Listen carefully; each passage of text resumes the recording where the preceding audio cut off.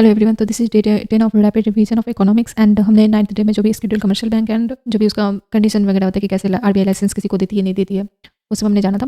And आज हम लोग जो पढ़ेंगे वो है कमर्शियल बैंक एंड ये प्री इंडिपेंडेंस के बारे में। इस टॉपिक से शुरुआत करेंगे। लेट्स सी हम लोग आज कहाँ तक रिवीजन कर पाते हैं। So let's dive into this and या so commercial bank and pre independence. तो देखो, before pre independence exact year उतना इंपॉर्टेंट नहीं है, टेबल को हम लोग पढ़ेंगे एंड इसमें फैक्ट्स ही है, ऐसा कुछ नहीं है कि थ्योरी वगैरह तो आपको समझना पड़ेगा या मुझे समझना पड़ेगा, ये तो मुझे रटना ही पड़ेगा। तो 1770 में बैंक ऑफ हिंदुस्तान या Calcutta Europeans on it, so it was not truly स्वदेशी। बैंक ऑफ हिंदुस्तान जो था वो जो कलकत्ता में था वो उसको यूरोपियंस ने अपना के रखा हुआ था, तो वो पूरी तरह से स्वदेशी बैंक नहीं था।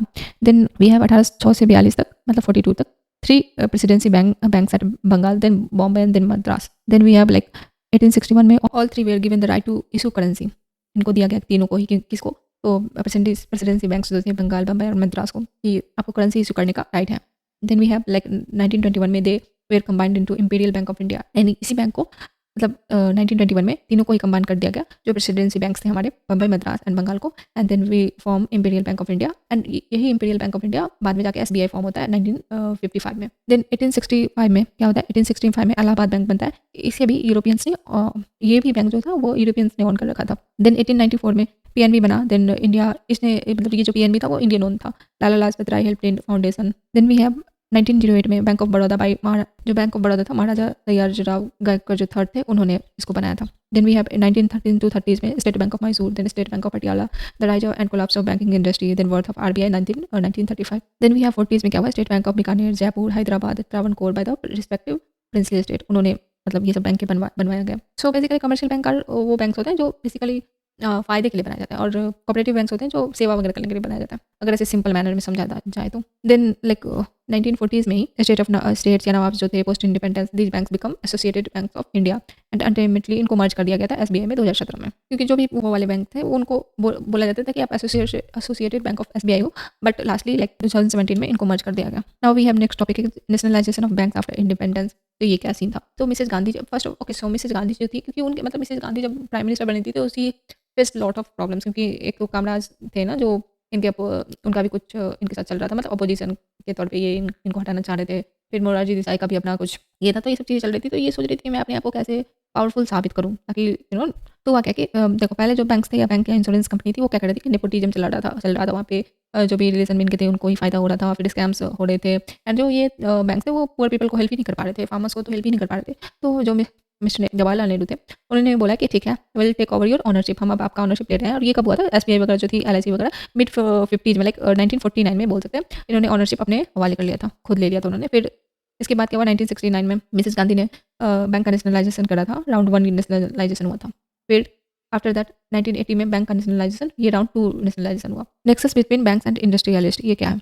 तो देखो, from 1950s to 60s only 188 elite people जो थे वो controlled the economy by being in the board of top 20 banks, जो कि 1452 कंपनीज थी। तो एलीट पीपल ही, मतलब समझो कि जितनी भी वहाँ की इकोनॉमी थी, एलीट पीपल ही अपने हाथों में लेकर बैठे हुए थे कि भाई मैं तो चलाऊंगा, मैं तो अपने फायदे के अनुसार सब कुछ करूंगा। बहुत सारी स्कैम्स हो रहे थे, नेक्सस चल रहा था, सब कुछ समझो तो बिखरा हुआ था। This led to reckless lending to directors and their firms, so banks failed frequently, RBI had to close them. क्योंकि ये सब ऑब्वियसली आप अपने कोई भी कंपनी सिर्फ आप अपने लिए सोचोगे तो फिर तो उसको फेल होना ही है। तो बैंक तो फेल हो रही थी, तो आरबीआई ने सोचा, तो आरबीआई के पास ऑप्शन ही नहीं था, आरबीआई को उन सारे बैंक्स को क्लोज करना पड़ा, क्योंकि जो रसूखदार लोग थे उनके कब्जे में बैंकिंग व्यवस्था थी। फिर वो भाई भतीजावाद से बंदापन कर्ज देते थे, फिर वो स्कैम हो जाता था, क्योंकि वो तो कर्ज वापस करते नहीं थे, लोन वापस करते नहीं थे, तो फिर बैंक तो बंद होना ही था।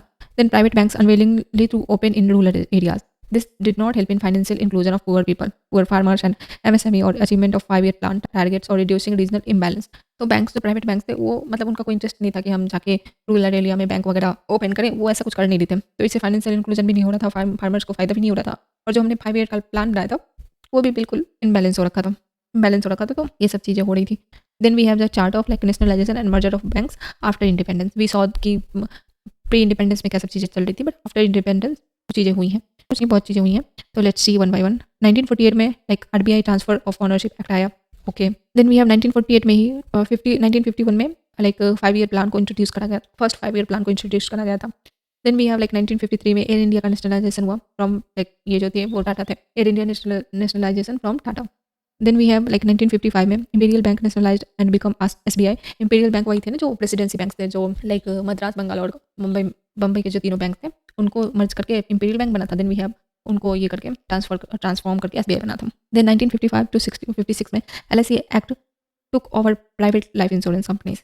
जो एलआईसी एक्ट आया उसने जो भी प्राइवेट लाइफ इंश्योरेंस कंपनी थी उसको टुक ओवर कर लिया। देन वी हैव लाइक 1957 में फर्स्ट कम्युनिस्ट गवर्नमेंट बनी थी केरला में। देन वी हैव 1961 में Operation Vijay for liberation of Goa and then Daman and Diu, ये सब चीज़ें हो रही थी। देन वी हैव 1963 में State Bank of Jaipur and Bikaner को मर्ज कर दिया गया था टुगेदर। देन 1969 में banking companies acquisition and transfer of undertaking ordinance 1969 में हुआ। फिर 14 बैंक का विथ मोर देन 50 करोड़ का जिसके पास deposit nationalised, example bank of Baroda, PNB, Dena, Canara, ये सब चीज़ों का नेशनलाइजेशन हुआ था। जो फर्स्ट राउंड ऑफ नेशनलाइजेशन हुआ था बेसिकली उसमें ये बोला गया था कि हमें बहुत हम नेशनलाइज करना चाहते हैं क्योंकि बहुत स्कैम्स वगैरह हो रहे हैं एंड मिसेस गांधी को खुद को प्रूव भी करना था कि I am powerful and I am above all of you, so it's like that. तो उन्होंने बोला कि हम 14 बैंक का नेशनलाइजेशन करेंगे, लेकिन कंडीशन था कि जिसके पास भी 50 करोड़ से ज़्यादा कैपिटल होंगे, डिपॉजिट होंगे, या पीएनबी था, क्योंकि देखो अकेले अकेले ये बैंक कमजोर थे बट मर्ज कर दिया गया तो ना ये मर्जर के बाद it become more strong together and ये प्रॉफिटेबल भी था। Then Catholic Syrian Bank 1920 Kerala, Ratnakar Bank, Dhanlaxmi Bank, etc. did not have such large deposits, so they were not nationalized. So they are called old private banks. See, जो private bank थे तो उनमें से जिनके पास 50,000 से ज़्यादा कैपिटल था उनको तो नेशनलाइज कर दिया गया बट जिनके पास 50,000 से कम का कैपिटल था they are still private bank but they called as old private bank. फिर 1972 टू 73 में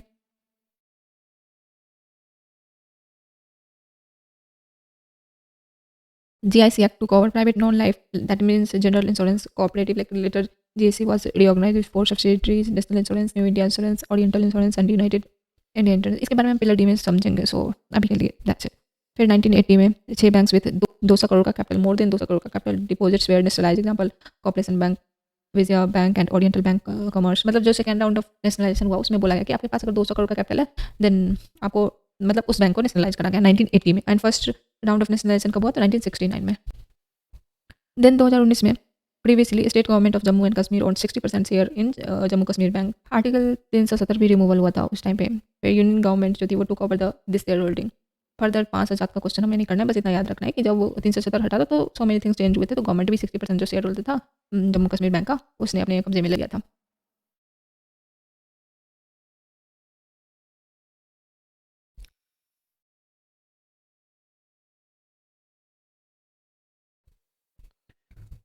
so now next we have type, like ये जी के थिंग्स टाइप्स है, नॉट वेरी इंपॉर्टेंट, बट थोड़ा थोड़ा देख लेते हैं। तो रिफॉर्म कमिटीज़ जो थी कौन कौन सी, तो following committees were made for reforms in banking sector, like M Narasimhan Rao जो थे 1991 में, देन एम नरसिम्हन राव 1997 में, then after that doctor Raghu Ramrajan committee 2007 में, देन पीजे नायक कमेटी 2014 में। Then we have deaths like 2021 में death of M Narasimhan, he was ex-governor of RBI and chairman various committees on banking sector reforms, therefore known as father of Indian banking system reforms, because Narasimhan Rao जो थे उन्होंने बहुत सारे reforms करे थे banking sectors को लेकर। And he is like he is exception के बेसिकली जो गवर्नर है अभी तो फिलहाल जो रिसेंट गवर्नर्स हैं वो बेसिकली IAS ऑफिसर ही बन रहे हैं, क्योंकि हमारे जो शक्तिकांत दास थे वो भी IAS ऑफिसर थे, जो अभी संजय मल्होत्रा थे हैं वो भी IAS ऑफिसर हैं। तो but he is like first जो ये RBI के ऑफिसर थे and then he promoted as governor, not only but very few and very strong and very important इन्होंने रोल अदा करा था बैंकिंग रिफॉर्म्स को लेके। So that is why he is called as father of Indian banking system reforms. So next we have questions. तो ये prelims 2009 का question है एंड इन सो सॉल्व करने का ट्राई करते हैं। In independent India's economy which was earlier event to take place, मतलब भाई सोचो ये क्या, मतलब एक तो ऐसे कितने सारे फैक्ट्स याद रखेगा एक पर्सन, बट अभी तो ऐसे क्वेश्चंस कम आते हैं, पहले आते थे but still they have to solve this. तो ये इसमें तो कुछ थ्योरी वेडी नहीं है, आपको अगर डेट वगैरह याद है तो विलेन को नगर नहीं याद है तो फिर तो कोई नहीं बचा सकता किसी को भी। तो जैसे कि इसमें है कि कौन सा इवेंट सबसे पहले हुआ था, तो इंट्रोडक्शन ऑफ 5 ईयर प्लान, तो ये तो 1951 में हुआ था। Then we have like nationalization of State Bank of India, that is 19 में हुआ था। Then enactment of banking regulation act, that is 1949 में हुआ था ये। And then nationalization of insurance company, ये भी 55 टू 56 में हुआ था, मतलब 1955 टू 56 के बीच में हुआ था। तो अर्लीस्ट पूछा है ना, तो इसमें होगा फिर तो enactment of banking regulation act, यही होना चाहिए C. Next question we have, ये प्रीलिम्स 2018 का क्वेश्चन है, इसमें बोलता है कंसीडर द फॉलोइंग इवेंट्स। तो first we have the first democratically elected communist party government formed in state in India. Okay, so democratic तरीके से कम्युनिस्ट पार्टी बनी थी कब, तो वो 1950 वेट अ मिनट या सो ये बनी थी 1947 में। Then we have India's largest bank Imperial bank of India was renamed State Bank of India, तो ये 1955 में बनी थी। Then we have Air India was nationalized and become the national carrier, तो वो 53 में हुआ था ऐसा। फिर Goa become a part of independent India, तो ये तो लास्ट में हुआ था 60s के टाइम पे हुआ था, 1960s। तो इसको कैसे अरेंज करना है? अच्छा, जो अर्लीएस्ट है उसको पहले रखना है, मतलब जो अर्लीएस्ट है उसको लास्ट में रखना है। ओके, नहीं, या जो आई मीन जो सबसे लास्ट में हुआ है उसको लास्ट में रखना है। तो फॉर गोवा तो 60 में हुआ, तो मतलब लास्टली तो गोवा ही इंडिपेंडेंट हुआ था, तो जो भी 4 लास्ट में होगा तो 4 लास्ट में इन दोनों में ऑप्शन है। तो ये तो नहीं होगा क्योंकि जो नेशनलाइज्ड हुआ एयर इंडिया वो 53 में हुआ, तो ये फर्स्ट होगा। Then second we have State Bank of India, then we have like party बनी तो वो 57 में बनी थी। देन वी हैव ये क्वेश्चन में थ्योरी बिल्कुल भी नहीं है, आपने अगर डेट्स वगैरह याद है तो आप कर पाओगे, otherwise you have to skip this. Now moving on to the next topic, that is concept of PSB. जो भी पब्लिक सेक्टर बैंक्स हैं उनका कंसोलिडेशन जो भी हो रखा था वो कीजिए। तो जो पब्लिक सेक्टर बैंक्स हैं उनका consolidation made up of 2 types of reforms. तो कैसे उनका कंसोलिडेशन किया जाता था? तो 2 तरीके से, एक तो आप मर्जर कर दो, दूसरा है कि प्राइवेटाइजेशन कर दो। मतलब ये कि जो सरकारी बैंक हैं उनको प्राइवेट बैंक में तब्दील कर दो। तो जैसे कि विजया बैंक था या देना बैंक था, तो ये सब खुद में अकेले अकेले कमज़ोर कमज़ोर से घूम रहे थे, तो उन्हें बोला कि मर्जर कर दो, तो क्या होगा, मर्जर से ट्रांसफ़र कस्टमर होगा, फिर स्टाफ डिपॉजिट, ये सारी चीज़ें मर्जर हो जाएगी और दोनों मिलकर एक स्ट्रॉन्ग बन जाएंगे, क्योंकि इंडिविजुअली दोनों वीक थे, अब दोनों मिल गए तो स्ट्रॉन्ग बन गए। आफ्टर मर्जर जो close down duplicate branches and ATM and servers etc, तो इससे क्या होगा, कॉस्ट सेविंग प्रोफिट बढ़ेगी, ये सब चीज़ें होंगी। देन जो ओके, तो बैंक तो मर्जर हो गए, तो क्या हुआ कि देखो पहले हमारे पास 2 घर थे, ठीक है, तो 2 घर थे, तो मान लो कि मैंने यहाँ पे काम करने के लिए हाउस हेल्प को रखा है, तो ठीक है, हाउस हेल्प है, दोनों जगह अलग अलग काम करिए, बट फिर मैंने क्या करा, दोनों घर को मिला दिया, एक घर कर दिया। अब हाउस हेल्प की मुझे अलग अलग स्टाफ्स की जरूरत नहीं है, तो मैंने बोला एक को कि भाई तो निकल, मतलब आप निकलिए यहाँ से, क्योंकि मुझे उतने स्टाफ की जरूरत नहीं है। तो वो बोलेगा कि पहले तो मैं काम कर रहा था, अब मेरे को आप ऐसे अचानक से कैसे निकाल सकते हो, this is not good and this and that. तो इसी तरह हुआ कि जब मर्जर हुआ तो वहाँ पे जो एक्स्ट्रा स्टाफ थे, मान लो कि किसी का कोई रिटायरमेंट हो रहा है 60 पे, उसमें से बहुत सारे एम्प्लॉयमेंट है जो एम्प्लॉय है जो 55 एज के हैं, तो अभी भी तो उनको उनका 5 साल सर्विस का बचा हुआ है, तो वो क्या बोलेंगे कि मेरे को क्यों आप निकाल रहे हो, तो उनको बोला जाएगा कि आप VRS ले लो, that is voluntary retirement scheme. मतलब कि आप अपने मन से रिजाइन दे दो और उसके बदले मैं आपको बहुत बड़ा, मतलब कुछ ऐसा अमाउंट दूंगा पैसे के रूप में, it will help you in like further जो भी आपकी, तो वो सब करके उसको बोला जाता है VRS। तो जो भी 55 एज के जो 60 पे रिटायर होने वाले थे उन वो खुद अपने मन से रिजिग्नेशन दे देंगे और ये सब चीज़ें होंगी। Then after that consolidation of PSVs, merger क्या होता है, यहाँ पे कुछ बैंक के जो हुए मर्जर उसको देखते हैं। तो 2008 से 10 के बीच में State Bank of Saurashtra and state Bank of Indore को मर्ज कर दिया गया SBI में। एंड देन वी हैव 2013 में Bharatiya Mahila Bank set up to PSBSB headquarter जो दिल्ली में था, 100% ownership by union government, Bharat सरकार ने इसको स्वयं बनाया था। And then BMB's board of directors all women जो थे बैंक ऑफ, वो भारतीय महिला बैंक की जो डायरेक्टर्स थे वो सारी की सारी महिलाएं थी, वुमेन ही थी। Staff and deposit holders both men and women, but जो डिपॉजिट रख सकते थे वो बोथ मेन एंड वुमेन रख सकते थे, जो बट वहाँ पे जो बोर्ड ऑफ डायरेक्टर वगैरह थे वो सिर्फ और सिर्फ वुमेन ही रह सकती थी।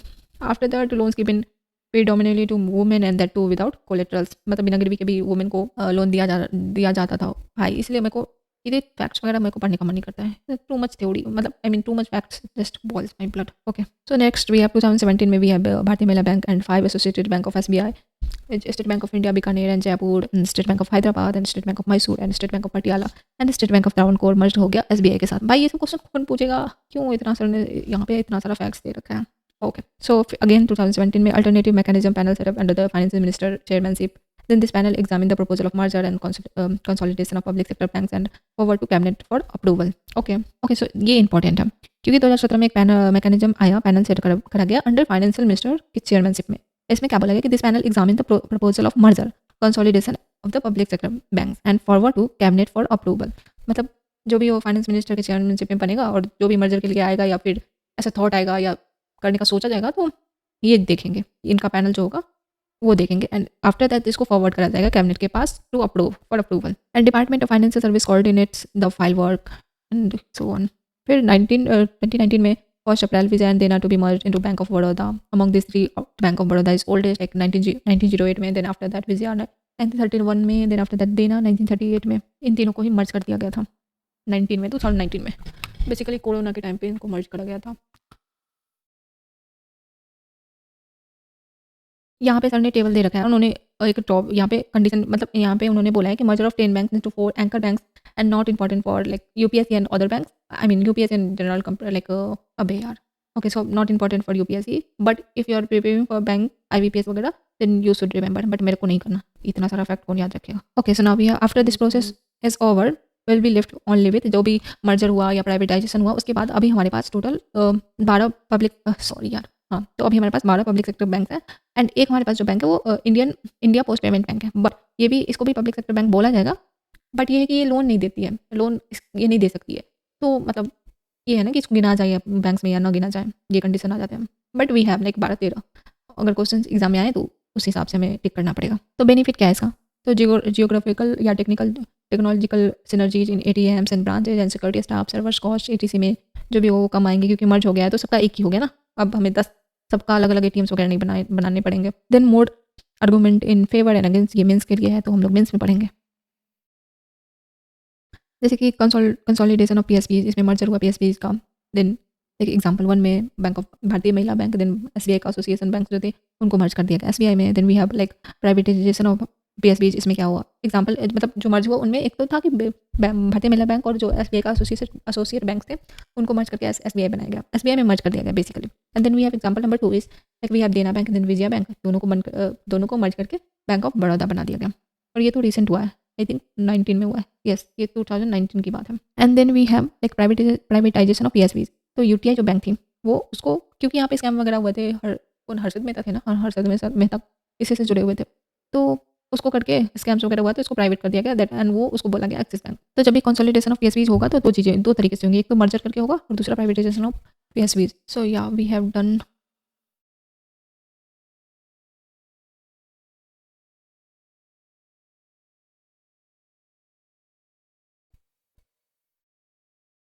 Now we have like merger के बारे में तो हमने पढ़ा। अब कंसोलिडेशन ऑफ पीएसबीज में जो दूसरा तरीका था वो था प्राइवेटाइजेशन का, निजीकरण करने का।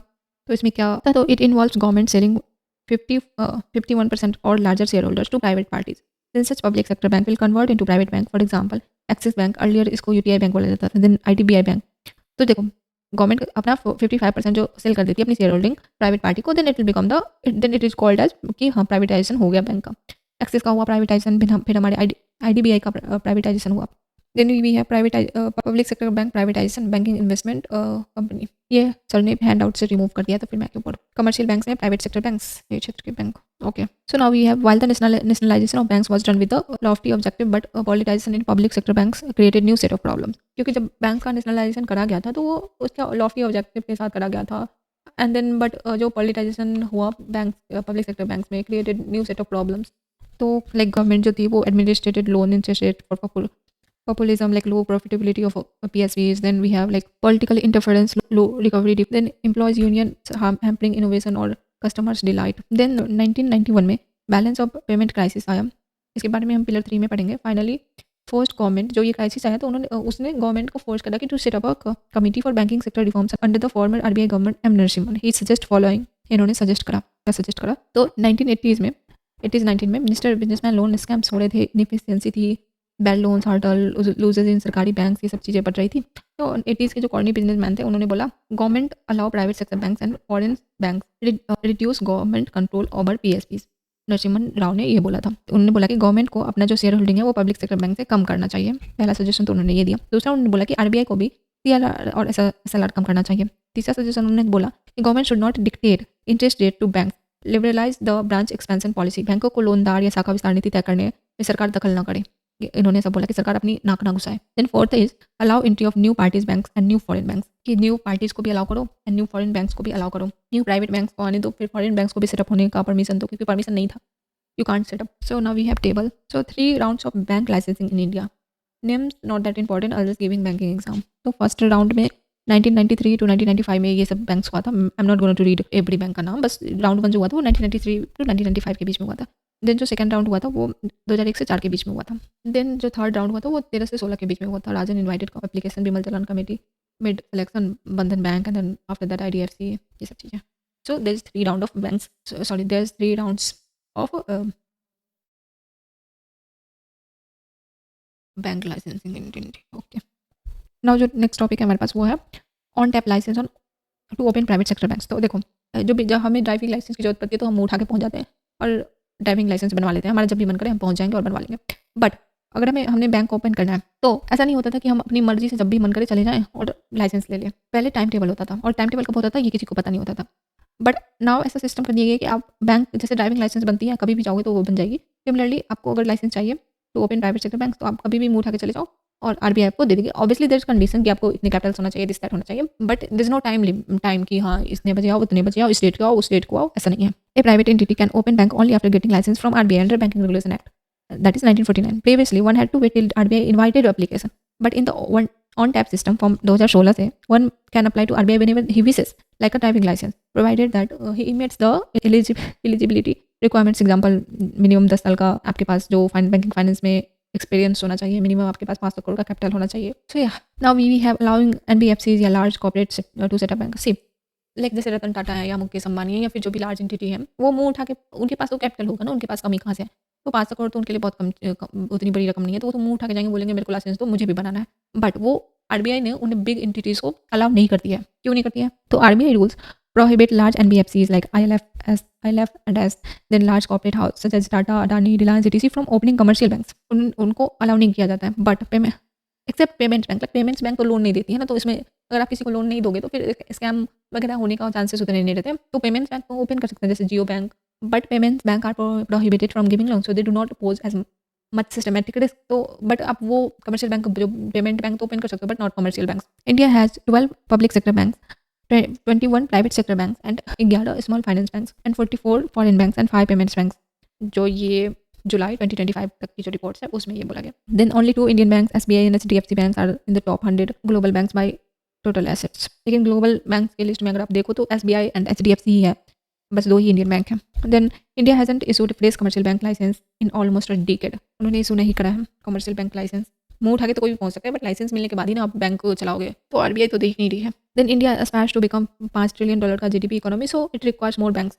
Then therefore RBI and government considering liberalizing rules to allow large NBFCs and corporate houses to get commercial bank license. मतलब ये सोचा जा रहा है कि हमें भी हम दे सकते हैं, जो भी लार्ज एंटिटीज वगैरह NBFCs हैं, बट ये सोचा जा रहा है, अभी हुआ नहीं है ऐसा कुछ. तो अभी भी मुकेश अंबानी अपना मुंह उठा के पहुंच नहीं सकता कि भाई मेरे को लाइसेंस दे दो, मेरे को बैंक चलाना. अभी इस पर सोचा जा रहा है. Argument in favour and against this proposal safely to mains hand out and will read it in a mains wallet hand out में. So now we learn about, हम लोग फॉरेन बैंक्स के बारे में पढ़ेंगे. वो क्या होते हैं? बेसिकली उसको बोला जाता है जिसका जन्म फॉरेन में हुआ हो. मतलब सिंपल मैनर में यही है कि जिसके ऑनर फॉरेन नहीं, जिसका जन्म ही फॉरेन में, और रजिस्ट्रेशन वगैरह जो भी चीज़ें होती है टेक्निकली, वो सारी चीज़ें फॉरेन की हूँ. So see in Nehruvian socialist economy there was a disdain and apprehensive about foreign bank, so only a handful of them were allowed to open branches. But post 1991 reform system liberalized. जो नेहरू हमारे थे, mister prime minister Nehru, वो समाजवादी विचारधारा के नीति निर्माताओं में विदेशी ताकतों के प्रति उनका घृणा और डर था. तो बहुत उस टाइम पे बहुत कम विदेशी बैंकों को अनुमति थी कि आप आओ और ओपन करो बैंक्स वगैरह. There are incorporated abroad, that is registered under the companies act of foreign nation and the opening subsidiary in India. Example Citi bank या बैंक ऑफ अमेरिका या HSBC, उन्होंने किसी अन्य देश की कंपनी कानून में पंजीकरण करवाया है, तभी वो फॉरेन बैंक्स कहलाएंगे. वाइल जो CRR and SLR and other norms applicable होगा, बट PSL नॉर्म्स वेरी जज हैं, तो उसके अनुसार से आपके ऊपर PSL नॉर्म्स लगाए जाएंगे.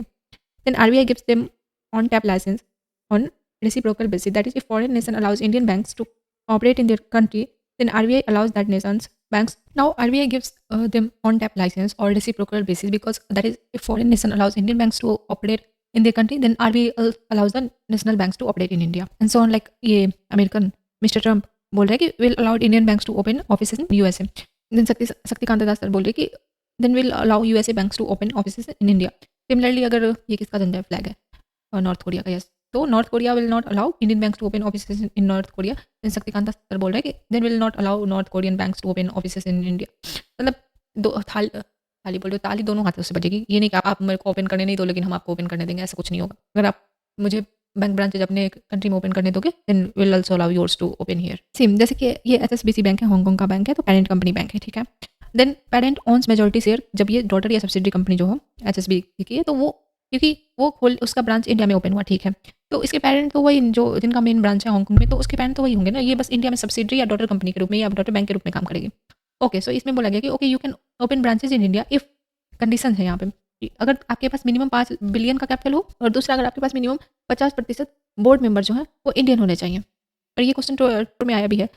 Let's try to solve it. Okay, so what is the question is what is or are RBI rules for foreign banks in India? So first option we have is there is no minimum capital requirement for wholly owned banking subsidiaries in India. Second option we have for wholly owned banking subsidiaries in India, at least 50% of the board members should be Indian nation. तो ये तो है. तो क्योंकि पहला जो option उसने बोला कि there is no minimum capital requirement for wholly owned banking subsidiaries in India, तो ऐसा कुछ नहीं है. मिनिमम कैपिटल आपके पास 5 बिलियन कैपिटल, 5 बिलियन रुपया ना, हाँ 5 बिलियन रुपया का कैपिटल होना चाहिए. तो आई मीन तो ऑप्शन ओनली वन सही हो जाएगा. Now next topic is foreign investment limits in Indian banks. तो ये क्या लिमिट्स हैं इनके? तो इंडियन पब्लिक सेक्टर बैंक जो होते हैं foreigners can invest maximum 20% in its share holding. Example SBI में 14% फॉरेन का इन्वेस्टमेंट है, PNB में 13%। तो मतलब मैक्सिमम आप पब्लिक सेक्टर बैंक में जो फॉरेनर्स होते हैं उसमें आप मैक्सिमम 20% ही इन्वेस्ट कर सकते हो। लेकिन इंडियन प्राइवेट सेक्टर बैंक है उनके लिए नॉर्म्स अलग हैं, क्योंकि उसमें जो फॉरेनर्स है कैन इन्वेस्ट अप टू 49%, मतलब ऑटोमेटिक तरीके से, and then up to 74% approval of government. मतलब 49% अपनी उसमें आपको कोई रोक नहीं होगा, लेकिन जैसे ही आप 49% से आगे इन्वेस्ट करना चाहोगे तो आपको गवर्नमेंट से परमिशन लेना पड़ेगा, और वो परमिशन के बाद भी 74% तक ही आप उसमें इन्वेस्ट कर सकते हो। देन एग्जाम्पल जैसे कि HDFC है जिसमें 73% इन्वेस्टमेंट है, ICICI है जिसमें 59% है, एक्सिस बैंक है जिसमें 52% है, इज ओन्ड बाय, ये भी फॉरेनर्स ने इन बैंक्स को ओन कर रखा है। Then although government thinking of increase to 100% to help capital mobilisation for Basel norms 3, ये सब चीज़ें, मतलब गवर्नमेंट सोच रही है कि हम इसको बढ़ा के 100% कर देंगे, बट सोचने से क्या होता है, जब करोगे तो will study. Next we have is commercial banks का जो उसमें है, उसमें डिफरेंशियल बैंक्स, तो ये क्या है? तो क्रोनोलॉजी ऑफ डिफरेंशियल बैंक्स, जैसे कि RRB है, तो RRB 1976 में बना। Then local area bank that is formed in 1996। Then we have small finance bank and payments bank that is in 2015, and then wholesale bank, ये प्रपोज हुआ था but बना ही नहीं कभी। तो एक एक करके हम सबको देखते हैं। So now universal bank and there is we have differential bank. तो व्हाट इज यूनिवर्सल बैंक? तो इसका जो ब्रांच है, यूनिवर्सल बैंक का जो ब्रांच है, एनीवेयर, मतलब आप इसका ब्रांच कहीं भी खोल सकते हो। Example SBI, ICICI after opening 25% of branches in bank rural area, मतलब ठीक है आपने अपना 25% जो ब्रांचेज है आपने रूरल एरिया में ओपन कर रखा है या कर दिया हो, उसके बाद आप यूनिवर्सल, मतलब आप किसी भी, मतलब ऑब्वियसली भारत के अंदर ही आप कहीं पे भी अपना ब्रांच खोल सकते हो। नेक्स्ट, अगर आप डिपॉजिट किससे ले सकते हो, कौन सा डिपॉजिट ले सकते हो, तो ऑफकोर्स आप both differ time deposit and demand deposit, और कितने भी अमाउंट तक आप डिपॉजिट ले सकते हो। Then we have give loans to, मतलब किसको लोन दे सकते हैं, तो एनीवन, मतलब of course there is a PSL norm जिसमें आपको 40% लोन वीकर सेक्शन को प्रोवाइड करना पड़ता है, वुमेन को प्रोवाइड करना पड़ता है, उसके बाद आप किसी को भी लोन दे सकते हो। In second hand we have differential banks, तो इसमें क्या है, यहाँ इसके ब्रांचेस कहाँ कहाँ ओपन हो सकते हैं, तो जो geographical restriction on branch opening for local area bank like lab regional banks like RRB, जो डिफरेंशियल बैंक्स होते हैं उनके ब्रांचेस आप रिस्ट्रिक्शन होता है कि आप अपनी मनमर्जी से मुंह उठाए और कहीं भी खोल दिया, ऐसा कुछ भी नहीं होता।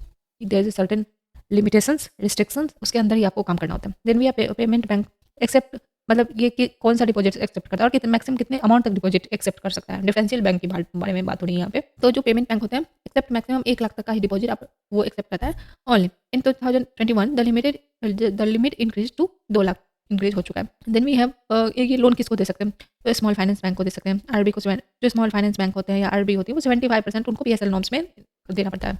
मतलब वो जो हमारे पास जो यूनिवर्सल बैंक था उसमें एक था कि 40% आपको PSL नॉर्म्स के अनुसार आपको वीकर सेक्शन वगैरह को लोन प्रोवाइड करना पड़ता है, बट इसमें जो स्मॉल फाइनेंस बैंक है RRB जो है बेसिकली डिफरेंशियल बैंक है उनको 75% तक PSL देना पड़ता है। जो हमारे पास पेटीएम पेमेंट बैंक है वो तो लोन दे ही नहीं सकते, तो आप लोन दे ही नहीं सकते तो PSL नॉर्म्स तो दूर की बात है, तो फिर आप पे वो चीज़ें लागू ही नहीं होती। देन वी हैव कमर्शियल बैंक में differential bank, then RRB and local area bank that is lab.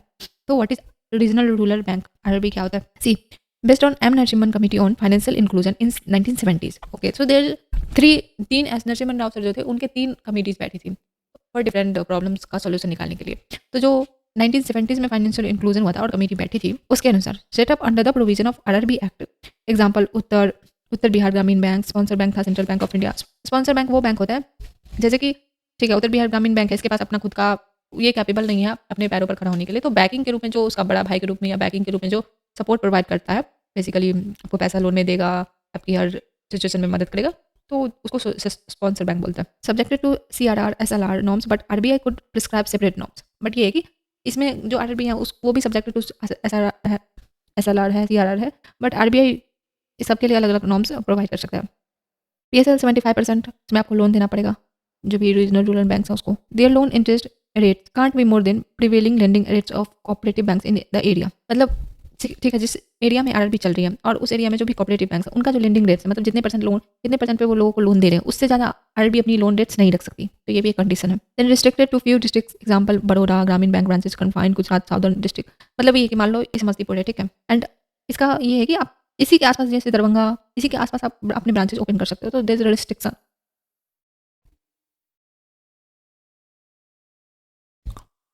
Then we have ultimate regulator RBI but immediate regulator NABARD है। देखो अल्टीमेट जो RRB है उसका तो अल्टीमेट उसके पास सॉरी जो उसके मेन जो बॉस होंगे वो RBI होंगे, बट RBI की वो इतनी सारी चीज़ों को हैंडल नहीं कर सकता, तो उसने नबार्ड को बोले कि नबार्ड इसको हैंडल करेगा, तो इमीडिएट रेगुलेटर जो है वो नबार्ड है, बट फाइनल बॉस RBI है। Now we study about local area bank. तो बेस्ड ऑन बजट 96 में फाइनेंस मिनिस्टर मनमोहन सिंह इनको सेटअप करने का ये हुआ था उनके टाइम पे। Unlike RRBs they are not setup by union और स्टेट गवर्नमेंट और by any special act of और parliament, but by private entities simply applying to RBI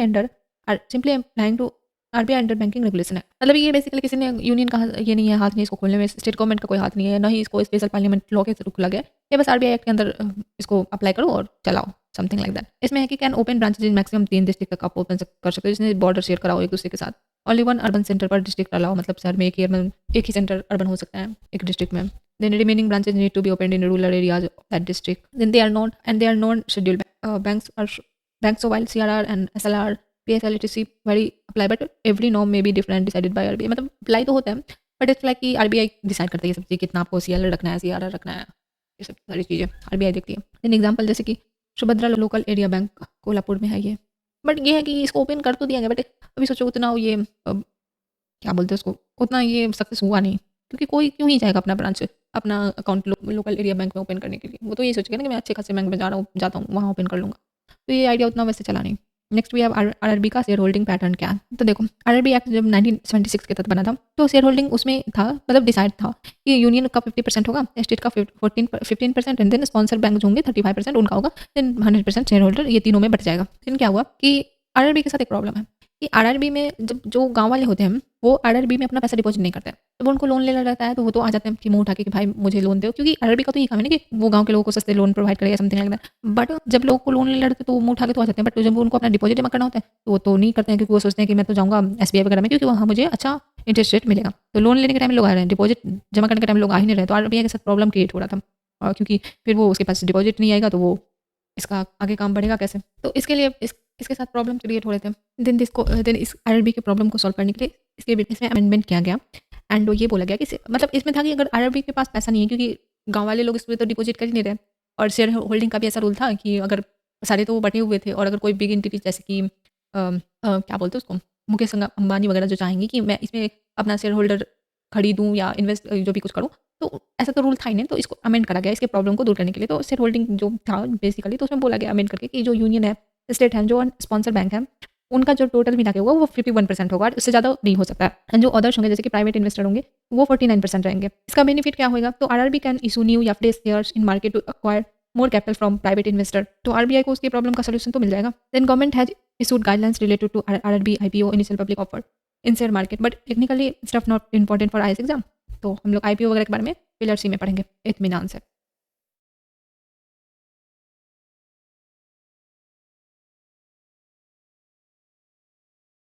सो किसी एस्पायरेंट ने पूछा था कि सर एमनसिमन committee was made in 1990s, so how can be he be in 1970s। तो it is like gentleman जो was chairman of many committees, मतलब जो नरसिम्हन सर थे वो बहुत सारे कमिटीज़ के चेयरमैन थे।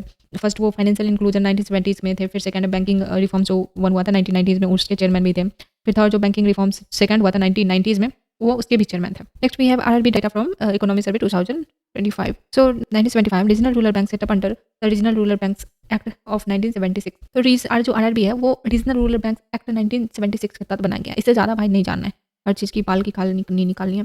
कैटेगरी तो 90 जो नंबर ऑफ RRB है 1975 में 5 थे, फिर 2006 में 133 हो गए, 2023 में 43 हो गए, क्योंकि देखो क्योंकि मर्जर करा गया था बैंक का। तो due to merger initiated by the government, RRB profitability has increased, NPA has decreased and they are successfully competing with their PSL non quota ETC, जो इकोनॉमी सर्वे बोल रहा है ये सब चीज़ें। Then next topic we have commercial banks में differential banks, then small finance bank and payment bank. तो इसका क्या सीन है, तो on Nachiket Mor committee recommendation जो कि 2013-14 में आया था रिकमेंडेशन उनका, तो गवर्नर जो रघुराम राजन उस टाइम पे थे approved this new types of bank first banks for, उन्होंने बोला जो रघुराम राजन सर थे उस टाइम के गवर्नर, तो उन्होंने बोला कि फाइनेंशियल इंक्लूजन के लिए, और दूसरा competition and innovation among players, क्योंकि अगर कंपटीशन रहेगा तो जो मतलब पीपल को ज़्यादा बेनिफिट होगा। एंड या तो स्मॉल फाइनेंशियल बैंक के बारे में पढ़ते कि ये होते क्या है, ये क्या है। तो स्मॉल फाइनेंशियल बैंक के एग्जाम्पल जैसे कि capital finance bank, Punjab Ujjivan जो बैंक है वो कर्नाटक में है, उत्कर्ष यूपी में है। टोटल 10 लिस्ट है, आप यहाँ पे इस वेबसाइट पे जाके देख सकते हो। देन वी हैव एलिजिबिलिटी क्या होती है during first round of licensing, तो मिनिमम आपके पास 1000 करोड़ का कैपिटल वाला रेसिडेंस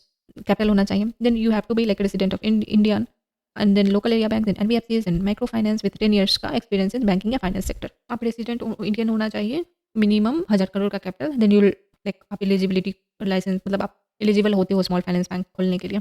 देन एरिया क्या है कि कहाँ पे आप खोल सकते हो, तो RBI committee gap selection preferences north east and central India clusters where universal banks penetration is poor, मतलब जहाँ पे यूनिवर्सल बैंक का पहुँच कम है या फिर कम ये है, वहाँ पे आप खोलो ये small financial bank. Then CRR, SLR, repo, FDI ये सब क्या है, तो same as Indian private bank का जो भी है, सिमिलरली टू इसका भी है।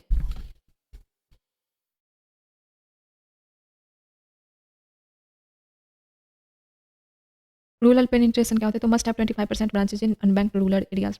रूरल पेनिट्रेशन क्या होता है, तो must have 25% branches in unbanked rural areas. मतलब 25% बैंक आपको ऐसे इलाके में खोलना पड़ेगा जहाँ पे बैंकिंग सुविधा वगैरह उतनी नहीं है। Then we have payments bank, तो ये क्या है, wait a minute. Then we have payments bank, तो पहले तो पेमेंट्स बैंक का एग्जांपल क्या है, तो अभी तो 6 हैं payments bank, Airtel payments bank, India post payment bank, Fino, फिर पेटीएम, फिर जियो बैंक, SBI, टोटल 11 फिर selected, but Aditya Birla idea और विद्रॉ कर लिया लेटर, उन्होंने बोला कि मेरे को नहीं खोलना, तो अभी तो 6 हैं, बाकी जो भी हो आगे का नहीं पता। फिर आप एलिजिबिलिटी कैसे आता है, आप किस मतलब कोई भी पेमेंट बैंक के लिए एलिजिबल होगा ये कैसे पता चलेगा, तो आपके पास भी 1000 करोड़ का कैपिटल होना चाहिए, तो इसके लिए भी आपके पास 1000 करोड़ का कैपिटल होना चाहिए, रेसिडेंट इंडियन होना चाहिए, then NBFCs, NPPI wallets, prepaid wallet, payment instrument and mobile telephone companies, super market change, cooperative bank companies control by resident Indian, ये सब सारी एलिजिबिलिटी है। मतलब क्या एरिया क्या कि पेटीएम पेमेंट्स बैंक कहाँ पे खोल सकते हो, तो एनीवेयर आपकी मर्जी मन उठा के अपने घर में भी खोल लो, सॉरी टू से मतलब एनीवेयर कहीं भी खोल सकते हो। तो नॉर्म्स क्या है, CRR, SLR, रेपो, FDI वगैरह का, तो same as Indian private bank but special terms and condition in SLR, मतलब ठीक है CRR वगैरह आप सिमिलरली जैसे प्राइवेट बैंक का चलता है वैसे कर सकते हो, SLR लाइक SLR के लिए थोड़ा डिफरेंट नॉर्म्स हो सकता है but not very. Then rural penetration क्या है, तो no need but 25% access points must be in rural areas like kirana store वगैरह पे आपको होना चाहिए, मतलब ऐसा सच्चा कोई रिस्ट्रिक्शन नहीं है, बट ये है कि 25% आपका जो एक्सेस है, access point must be in rural areas like kirana store वगैरह पे। तो okay, so small financial banks होते हैं, उसके टारगेट कस्टमर्स कौन है, सॉरी टारगेट कंज्यूमर्स कौन है, तो under deserved farmers, micro and small industry, जो किसान या सूक्ष्म लघु उद्योग है वो इसके टारगेट कंज्यूमर्स हैं।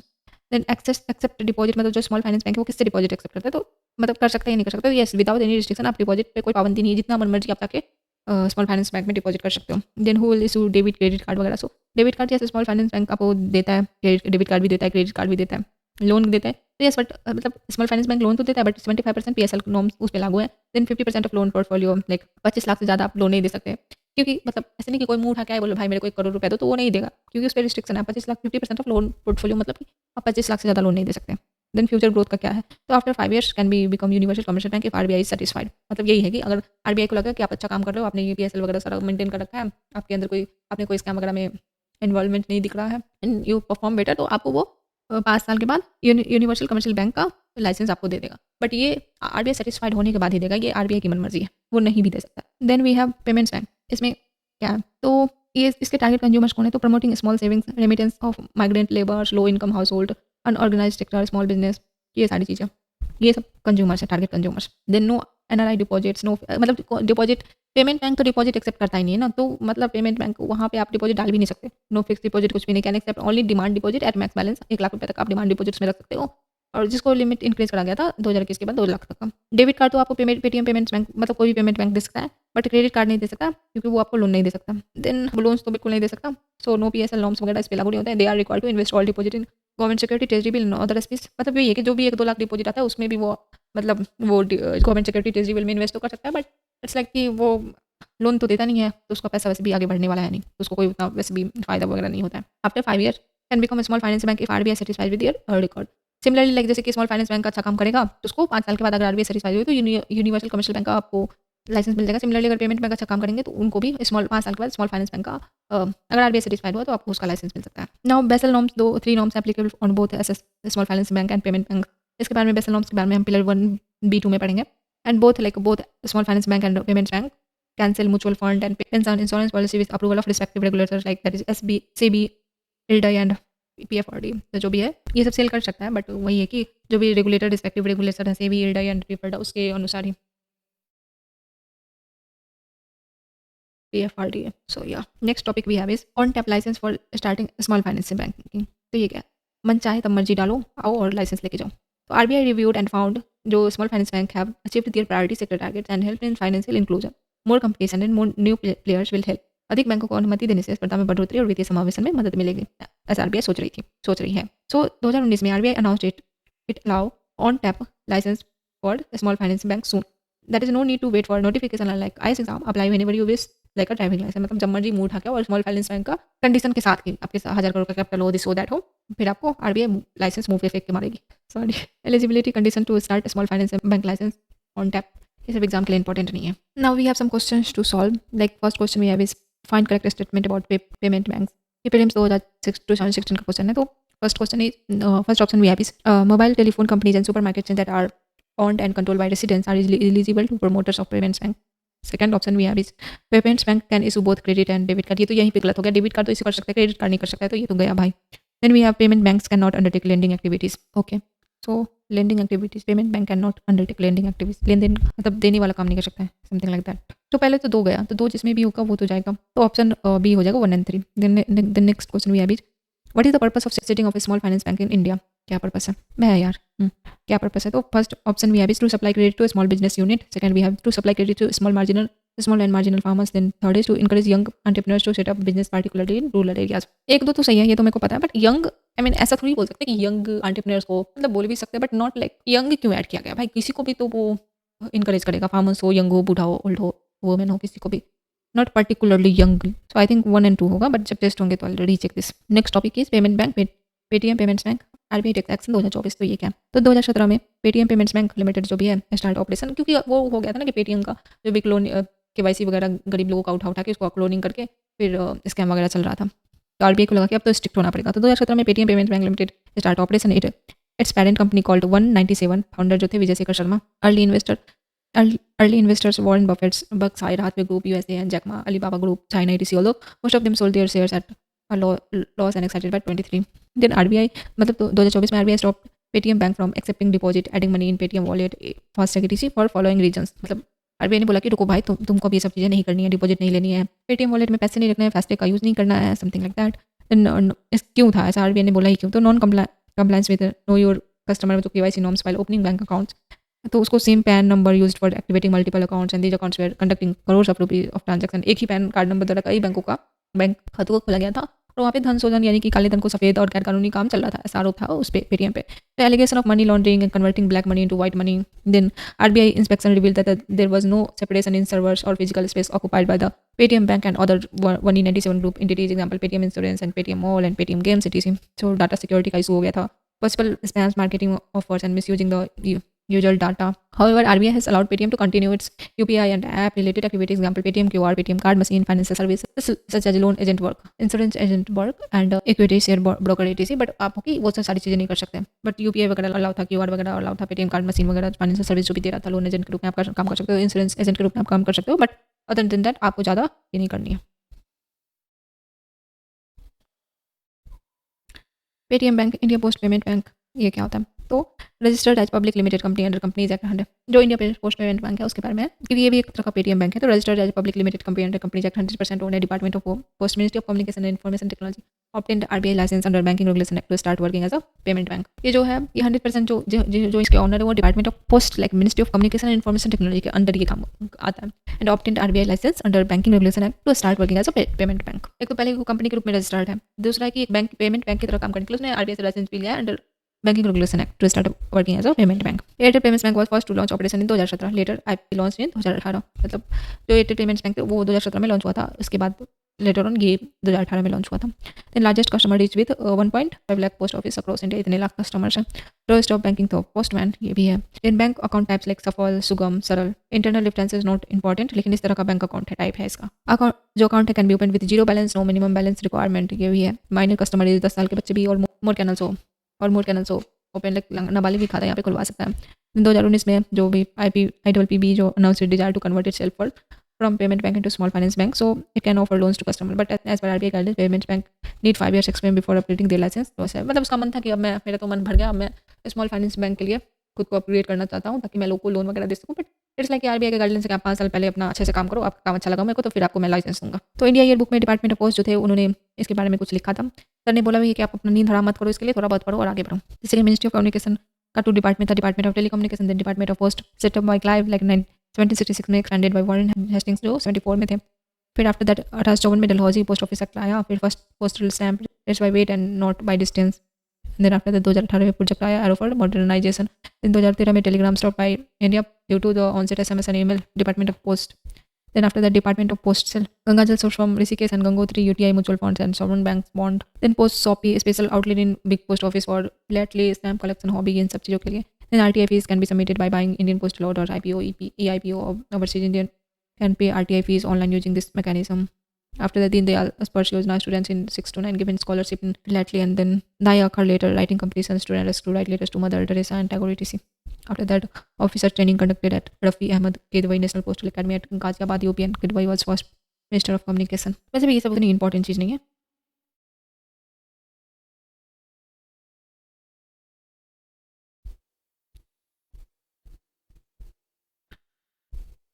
डिपार्टमेंट ऑफ पोस्ट है, post office saving bank PSO, India post payment bank.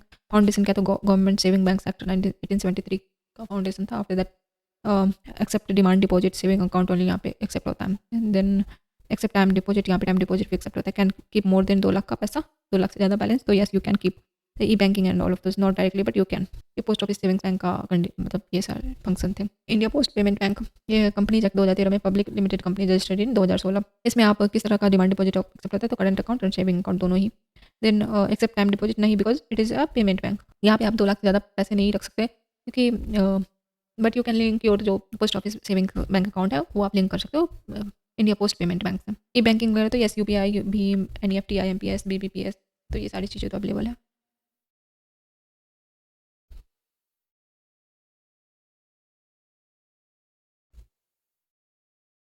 जैसे पोस्ट ऑफिस सेविंग्स बैंक है तो online bill payment, do it by linking India post payment bank and with IPPI, ये सब आप कर सकते हो, बट आपको लिंक करना पड़ेगा. Then Sukanya Samriddhi daughter fix deposit account can be open, यहाँ पे ओपन हो सकता है जो पोस्ट ऑफिस सेविंग्स बैंक हो. तो वहाँ पे लोन्स टू इंडिविजुअल नहीं, यहाँ पे जो loan post office savings bank account हो वहाँ पे इंडिविजुअल को लोन नहीं मिलता है, गोज टू NSSF को लोन जाता है. यहाँ पे ऑब्जेक्टिव क्या है इसका, तो promote saving habits among poor, यहाँ पे जो गरीब लोग होते हैं उसको बजट कम करते हैं, तो उन ये प्रमोट करने के लिए करा गया था. फिर इंडियन पोस्ट पेमेंट बैंक होता है, उसमें online bill payment Bharat bill pay available है यहाँ पे. देन नॉट पॉसिबल, मतलब यहाँ पे जो डॉलर का फिक्स डिपॉजिट वगैरह है तो आप यहाँ नहीं कर सकते, because time deposit are not allowed in payments bank. Then not यहाँ पे लोन्स इंडिविजुअल, क्योंकि ये तो लोन ही नहीं दे सकता है, तो फिर तो बात ही खत्म हो गई. फिर remittance and digital payments objective क्या है, तो रेमिटेंस एंड डिजिटल पेमेंट को प्रमोट करने के लिए सब लाया गया था. बजट 2022 में बोला गया कि पोस्ट ऑफिस सेविंग बैंक जो POSB है will be connected with core banking system CBS, so their depositors too can use e-banking and net banking, mobile banking, ATM etc. इसका बेनिफिट क्या है, फर्स्ट है convenience to POSBs depositors, especially in villagers, farmers and senior citizens. Second है interoperability है, ability to use POSB deposit money above NEFT ATM, ये सब सारी चीज़ें. interoperability is the ability to customer to transact across commercially and technically independent ATM platforms, so ये सारी चीज़ें. So this is it for today. आज के लिए इनफ रिवीजन हो गया. Will meet in day 11. So